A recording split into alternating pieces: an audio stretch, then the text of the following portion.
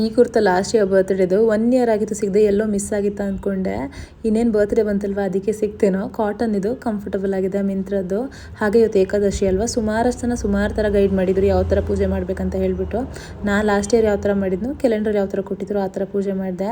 ಯಾವುದೇ ಪೂಜೆ ಆಗಿರಲಿ ಸಂಕಲ್ಪನ ಮಾಡದೆ ಪೂಜೆ ಮಾಡಬಾರ್ದಂತೆ, ಪೂಜೆ ಫಲ ಸಿಗೋದಿಲ್ಲ ಅಂತ ಹೇಳ್ತಾರೆ. ಹಾಗೆ ತುಳಸಿ ಪೂಜೆ ಎಲ್ಲ ಮಾಡಿಬಿಟ್ಟು ತುಳಸಿ ತೀರ್ಥನ ತೊಗೊಂಡ್ಬಿಟ್ಟು ನಾನಿಲ್ಲಿ ಉಪವಾಸನ ಶುರು ಮಾಡಿದೆ. ಹಾಗೆ ಬೆಳಗ್ಗೆ ದೇವಸ್ಥಾನಕ್ಕೂ ಹೋಗಿದ್ದೆ, ಅಲ್ಲೇ ಪ್ರಸಾದ ಕೊಟ್ಟರು ತಿಂದೆ. ಕೆಲವರು ತುಂಬ ಕಠಿಣವಾಗಿ ಉಪವಾಸನ ಮಾಡ್ತಾರೆ. ನಿಮಗೆ ಹೇಗಾಗುತ್ತೋ ನೀವು ಹಾಗೆ ಉಪವಾಸ ಮಾಡ್ಬೋದು.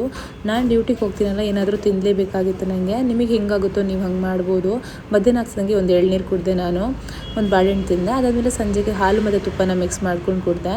ಹಾಗೆ ಬೆಳಗ್ಗೆ ಸ್ವಲ್ಪ ಬೇಗ ಎದ್ದಿದ್ದೆ ಪೂಜೆ ಮಾಡೋಕ್ಕಂತ ಹೇಳಿಬಿಟ್ಟು. ಬೆಳಿಗ್ಗೆ ಅಂತೂ ಸಿಕ್ಕಾಪಟ್ಟೆ ಚಳಿ ಇರುತ್ತೆ. ಹಾಗೆ ಬೆಳಿಗ್ಗೆ ಮತ್ತೊಂದು ರೌಂಡ್ ದೇವರಿಗೆಲ್ಲ ಪೂಜೆ ಮಾಡಿಕೊಂಡೆ. ಹಾಗೆ ತುಳಸಿ ತೀರ್ಥನ ತೊಗೊಂಡು ನಾನಿಲ್ಲಿ ಉಪವಾಸನ ಬಿಟ್ಟೆ. ಅದಾದಮೇಲೆ ಬೇಗ ಹೋಗ್ಬಿಟ್ಟು ಪಾಲಕ್ ರೈಸ್ ಮಾಡಿದೆ. ಬೆಳಿಗ್ಗೆನೆ ಸಿಕ್ಕಾಪಟ್ಟೆ ಹೊಟ್ಟೆ ಹಸಿವಾಗ್ತಿತ್ತು ನಂಗಂತೂ.